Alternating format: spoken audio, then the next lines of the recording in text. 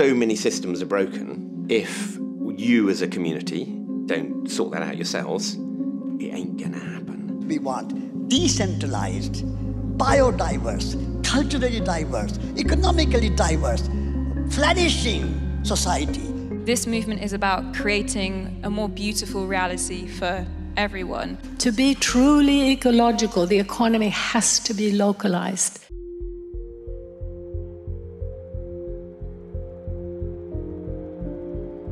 Humanity is at a crossroads. The choice is stark. Either we continue to deny reality and face inevitable ecological and social collapse, or we join the countless numbers of people on every continent who are forging a very different path.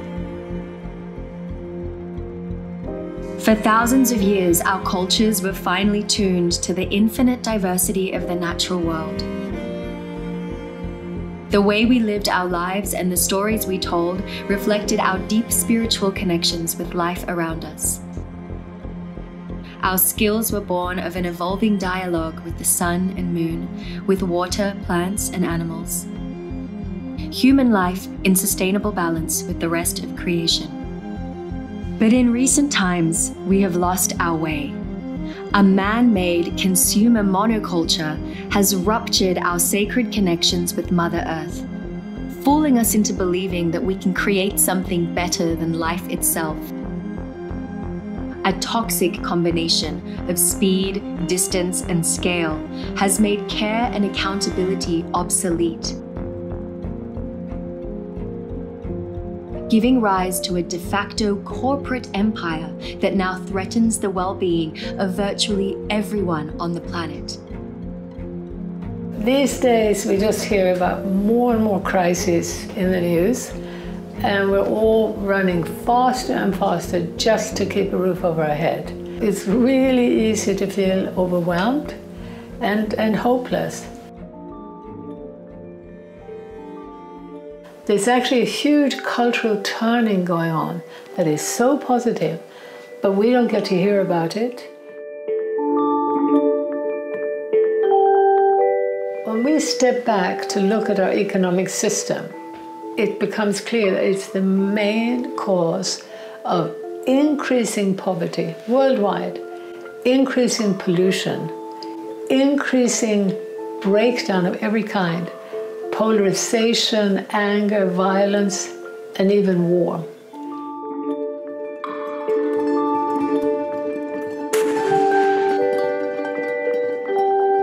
And we need to look at the fact that from the outset, the modern economy was actually created by global traders. And they started extracting wealth by driving people away from the land and away from producing things for their own needs to producing for the traders. We're at a remarkable time in history right now. There's no question about it. We're standing on the precipice.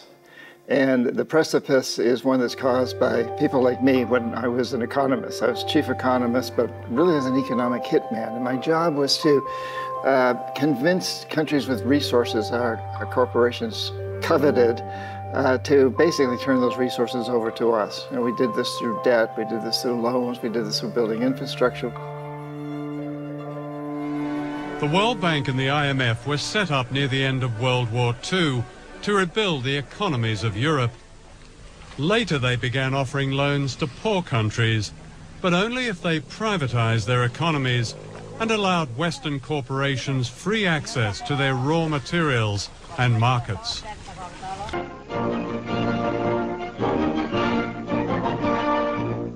At Bretton Woods, New Hampshire, delegates from 44 allied and associate countries arrived for the opening of the United Nations Monetary and Financial Conference.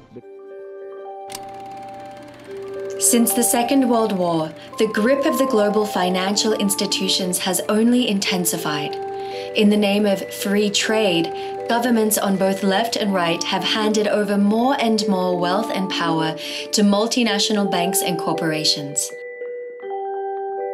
They have promoted the concept of a free and fair market, while actually using taxes, subsidies, and regulations to favor global monopolies.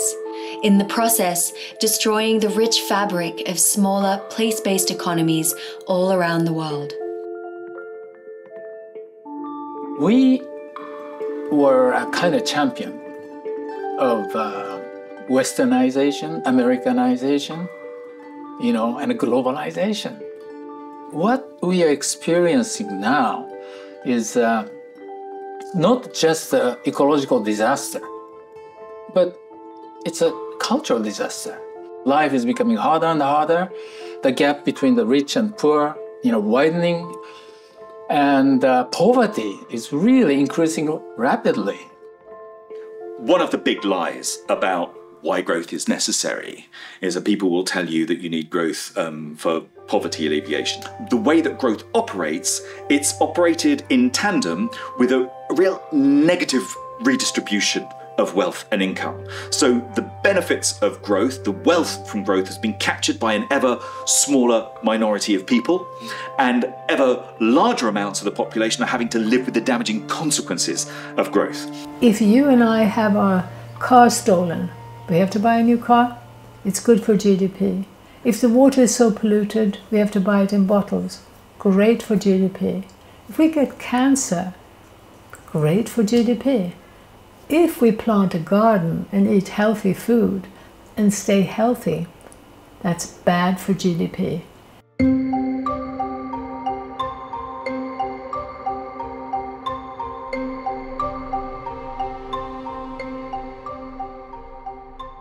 End goal of human life has become economic growth. And economic growth means more production, more consumption. So nature has become a resource for the economy. The path of limitless power and profits began with colonialism. And today, there's only one future on that path. That future is extinction. That future is collapse of the Earth system, collapse of societies, collapse of relationships. A huge problem are our free trade agreements. So let's say it costs $10 to produce a bushel of corn in the United States, and the small farmer in Guatemala can do it for $5. But so the small farmer has to sell it for $6 to make any profit, and the American corporation is making it for $10, but getting a subsidy of $6, so they can sell it for $5 and still make $1 profit in Guatemala.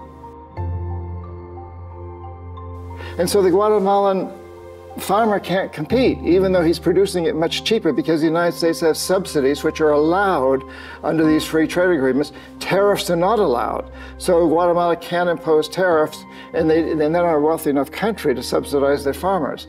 So the poor farmer, the campesino, the small farmer, goes out of business. And what does he do? He has a couple of choices. He can go to work for a big American sweatshop, or migrate to the United States. And it's not just the small farmer. If the small farmer goes out of business, the local markets go out of business, the local shops go out of business, everything that supports the farmer and everything that he sells to, it's a spiraling thing. Spain is the main producer of oranges in the world. And last year, in Spain, we consume more oranges coming from South Africa. Spanish oranges are coming to the UK, are going to Germany, are going to Norway, and South African oranges are coming to Spain. This is not a consequence of any natural law. This is a consequence of all the international global policies, trade agreements. It's a nonsense, because if we try to stop climate change, if we try to get equality, this is something that shouldn't happen. Today, the ingredients in an average meal travel 1,500 miles from farm to plate. In fact, nearly everything we consume traverses the world.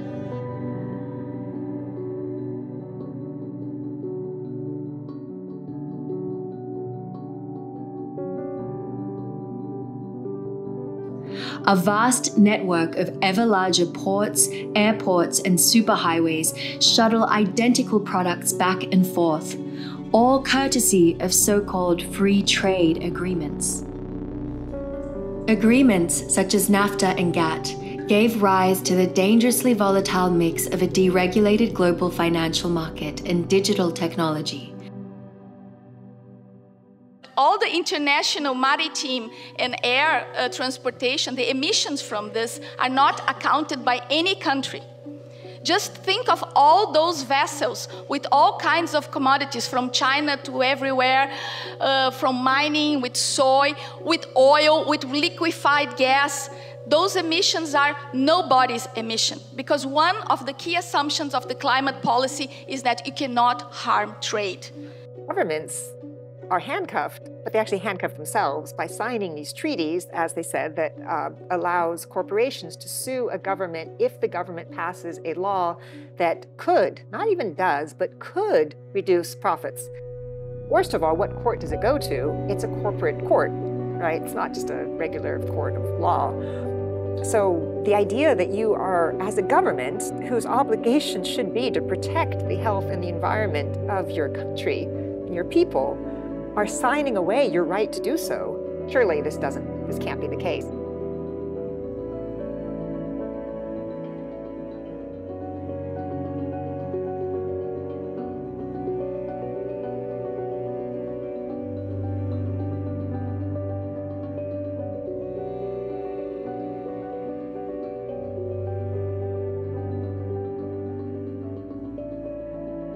What happens with global trade is that often that best agricultural resource is being used to produce luxury commodity crops to feed other spaces. And those export crops often take away the resources from local communities that they need to be able to feed their own populations. It's a myth that countries across the global south need to have export markets in order to have economic development in their countries. What would be a better economic development model is to try and think about food sovereignty, and that the best agricultural resource in countries is there for countries to be able to produce food for themselves, and helping enable access to the land for small-scale farmers to be able to feed their local communities and to support their domestic food economies.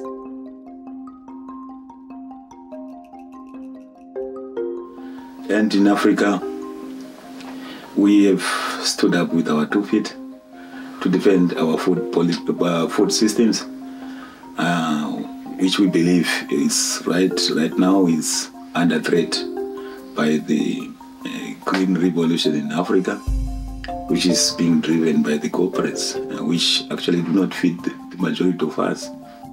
We are actually moving around in all the 54 countries in Africa with My Food is African campaign. My Food is African campaign is a campaign which is emphasizing that we need to eat food that is African, that is homegrown. Globalization ruined diversity in our food and ruined diversity of our culture, ruined diversity of thinking. It ruined everything. So now people, the whole country, think the same way and do the same thing. That means work hard to make money. Don't care about themselves. Don't care about nature. Don't care about family. Don't care about anything. Money is number one. Because of the concentration of power and wealth in global corporations, essentially, virtually every avenue of knowledge has been colonized. So that's from schools to universities, it's of course in the media, and it's even in mainstream science. So what we're seeing there is a narrative that ultimately supports profit for the few, not humanity or life itself. This colonization of the mind, this mind pollution, has taken many forms. Among other things, it still promotes this romanticized idea of an amazing, successful, happy consumer culture in the West. And it's being pushed on rural people around the world to make them feel backward and stupid. Right, I'd climbed all the towers that were promised to be highways to heaven, and they didn't lead to anywhere promising. And it was from those heights I started to notice the losses I had experienced, but couldn't even name at that point. See, to be educated where I come from is to be educated out of context. It's to be teased away from contextuality. It's to be decontextualized. So there was hardly any awareness of my language, my stories, the stories of my people. There's a saying, you know, the white teacher who brought the pencil also brought the eraser. And so what's being erased? So we're told, as I said, our grandparents don't exist anymore. We're told that our territories, our lands don't matter. We're told that our hands and our bodies don't matter. We're told that our ancestors don't matter. The dominant education system is designed to destroy our connection to self and to place and to community. Education has just created me as a part of the system, like an agent for the system, and hasn't taught me social innovation and how to change the system and make the system better, or it just shows you how to maintain something that creates privilege for few.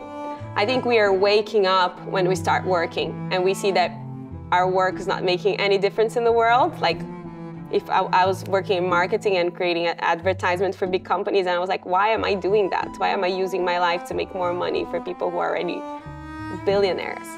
We are dehumanized, basically, without knowing it, without seeing it, because it is the way we grow up.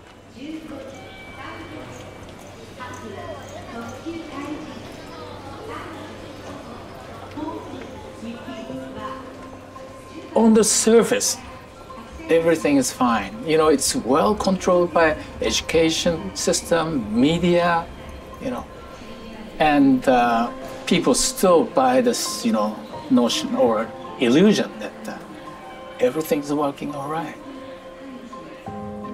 As the cost of living increases, our interactions have become increasingly brief and transactional, and we're encouraged to seek belonging through consumerism, stuffing a void in ourselves instead of addressing our spiritual need for connection to others and to nature.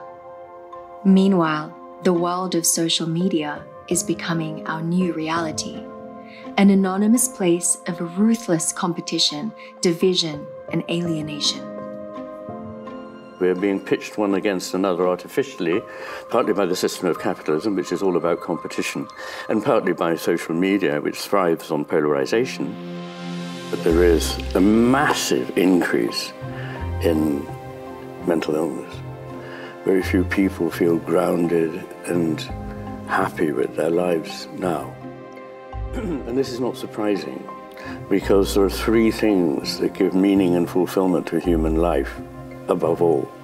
One is belonging to a stable, secure community in which you feel you belong, where you know you can trust, where you share values, where you can open your doors to people and share your lives with them.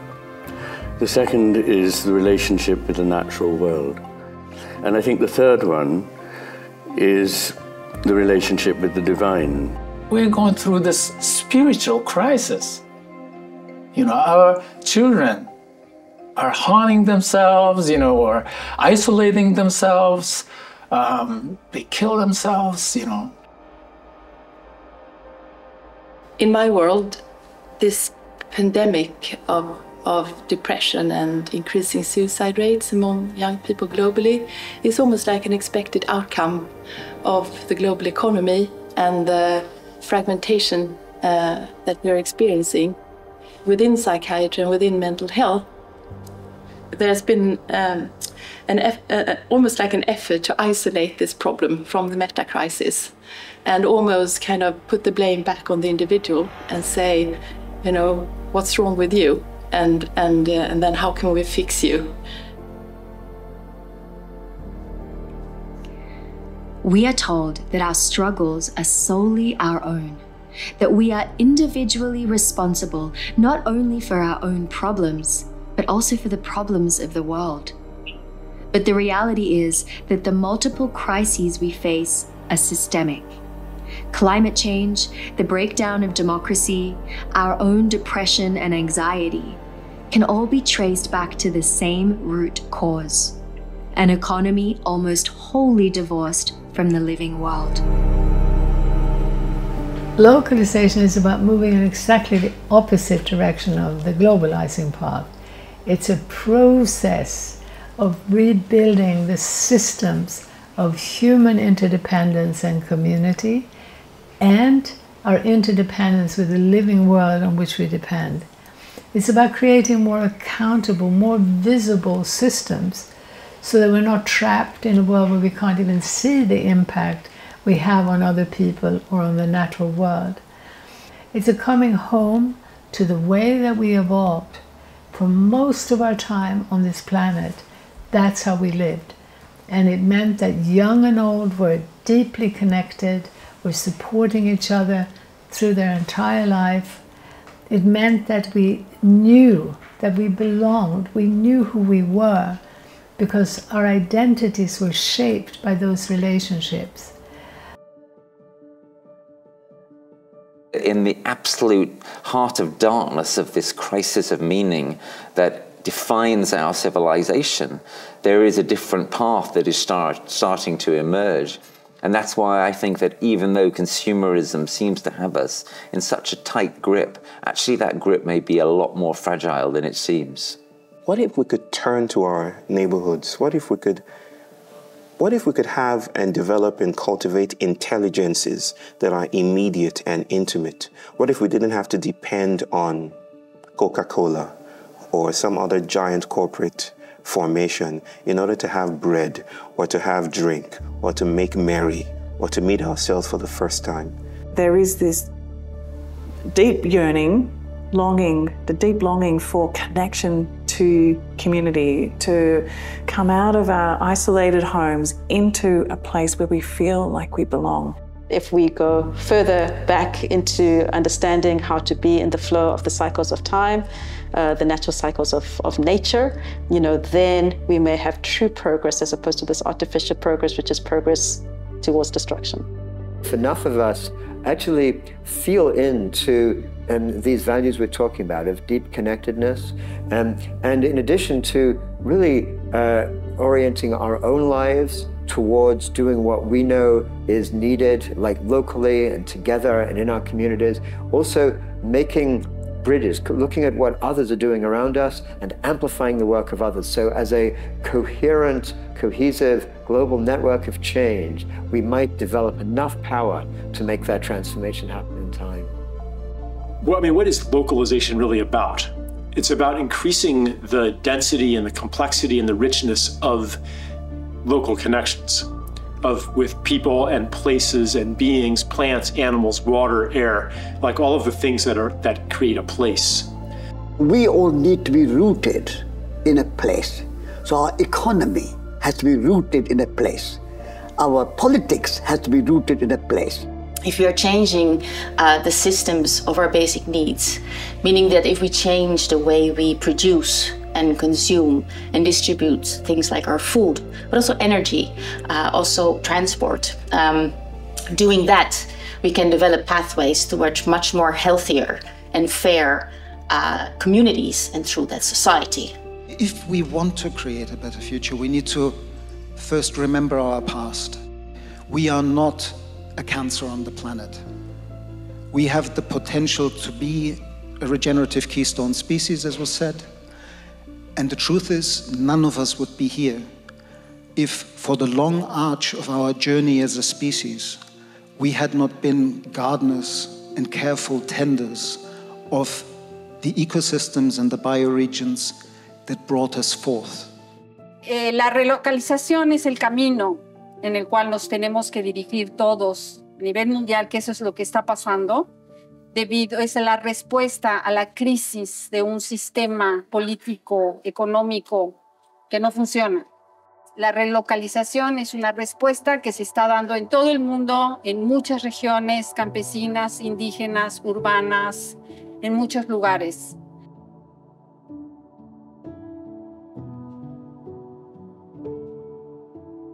Localization isn't about withdrawing from the world or only being concerned about our own needs. On the contrary, it's about genuine democracy, prosperity and well-being for the entire global population.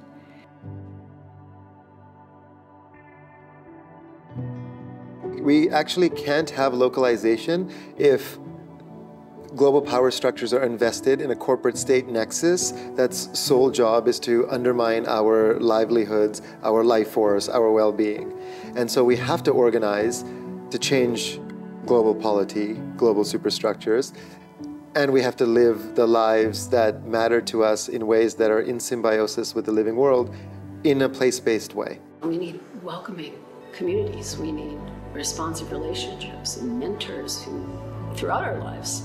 And we need play and nature and marginal connection and healing practices to get us back in balance with one another, with ourselves, with nature. And so it is a restructuring issue, and I think it fits very well with localization.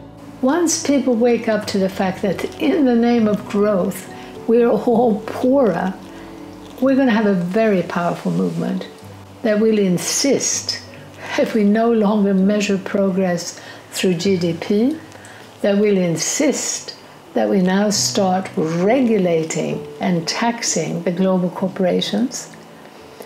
We also need to be demanding a decentralization in terms of economic power from the nation state to the region and to the local level.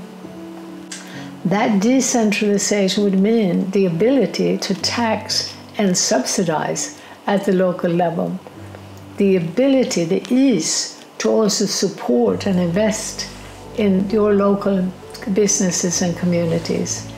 If we don't have economic power, we don't have political power. So we really want to encourage the decentralization of the economy as a priority. And with that comes the decentralization of real political power. We've demonstrated that we can change not just economic policy, but the layout of our towns and cities, that we can revalue the kind of work that people do and shift economic purpose, change what companies are producing almost overnight when the will is there. There's so many things we can do, but one thing is nurture local businesses and get all of the additional benefits of local business, which include more income, more wealth, more jobs, better environmental protection, better civic participation, more public health from better food.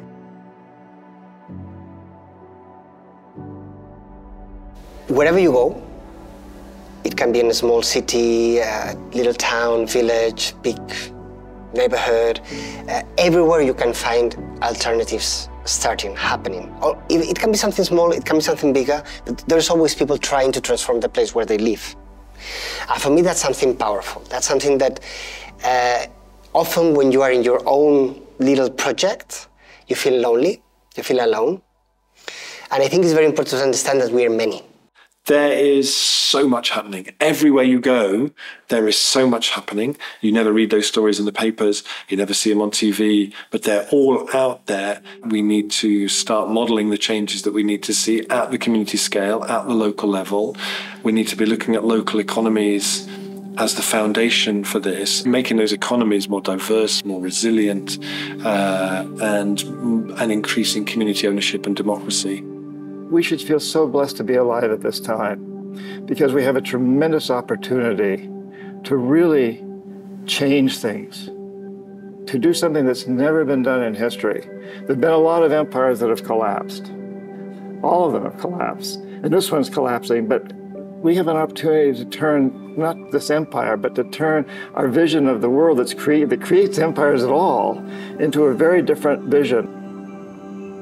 We have to now commit ourselves, no matter who we are, across our diversities, across the world, to another future. People say, well, what can I do? I feel so helpless. Here am I, this small person, and there's this vast earth, and then there's an infinitely vaster cosmos, which means that none of this means anything.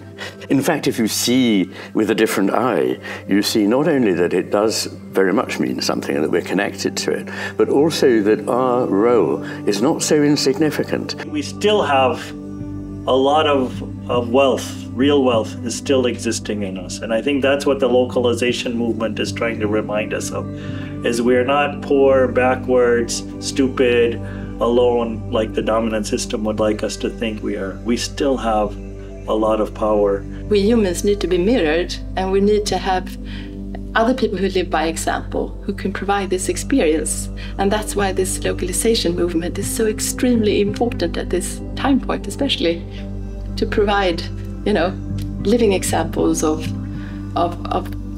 places and ways of being that will make our deep memory kind of, whoa, I remember now who I am.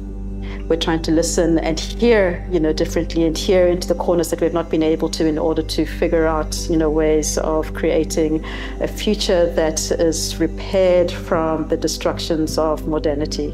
We can all do something in our own way to create more local power, more local economy, and have fun doing it. I think we're going to see some quite big economic alignments, realignments.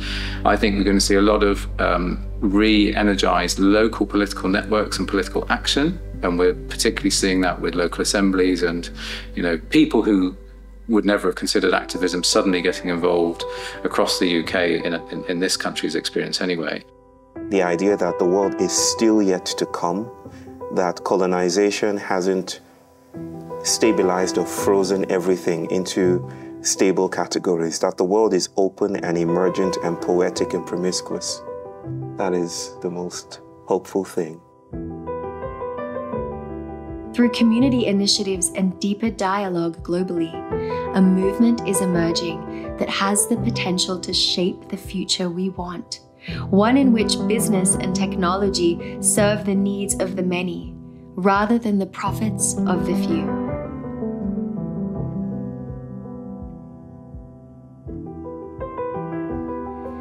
Join us in this worldwide movement.